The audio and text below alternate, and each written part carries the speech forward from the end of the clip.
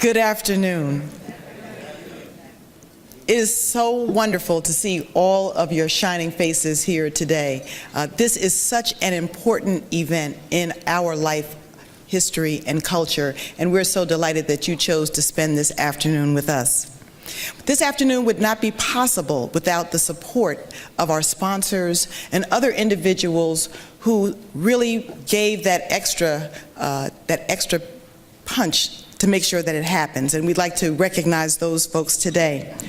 On page 7 of your program, we recognize those sponsors, and I'd like to just briefly take a moment to call them to your attention.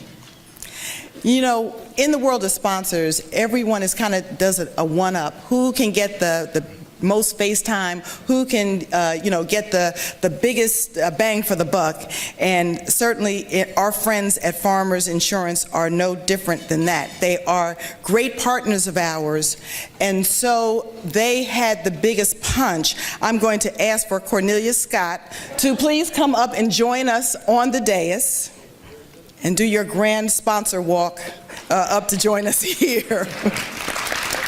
Thank you to Farmers Insurance. We'd also like to thank AARP. Where are you, AARP, today? Thank you, table 62.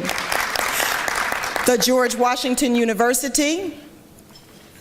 Thank you. Our great friends and partners for many years, the National Education Association.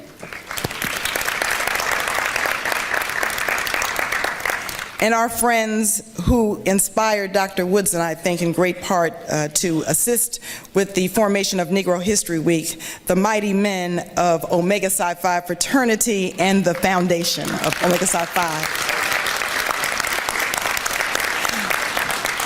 Wells Fargo Bank.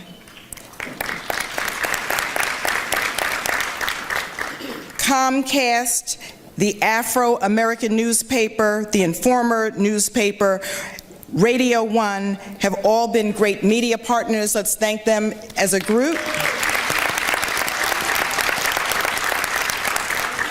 The D.C. Lottery, and our mayor unfortunately is not able to join us today, but he certainly sends his regards to the district and the agencies there. Thank you. Another great partner of this association is the National Park Service, and we'd like to thank all the members of the National Park Service who are here today. We'd also like to thank our branches. There is a large group of individuals who are over to your left, my right, who without their support, this event would not be what it is today. And leading that charge for us today are the members of the Van McCoy Legacy Branch who are seated here at table 40. To all of our branch members, we applaud you for your support. Thank you so much. We'd also like to thank Kiamsha's Youth Empowerment Program, who always keeps us grounded in working with young people, as well as pen or pencil.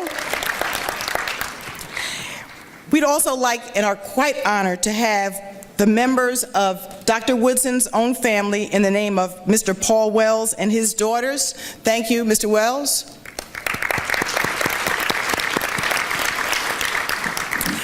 And I would also like to thank the members of the Executive Council, my bosses, who work so hard to make sure that ASALH remains relevant and powerful and keeps making an impact. They're located in the room, but to the Executive Council and leadership of this organization, we want to say thank you.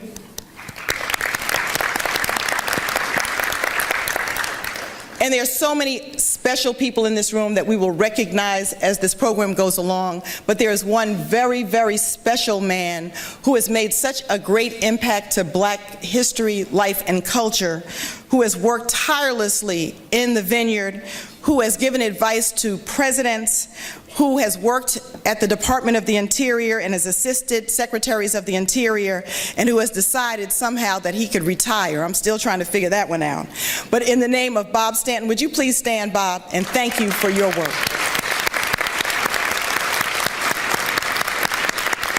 Thank you all.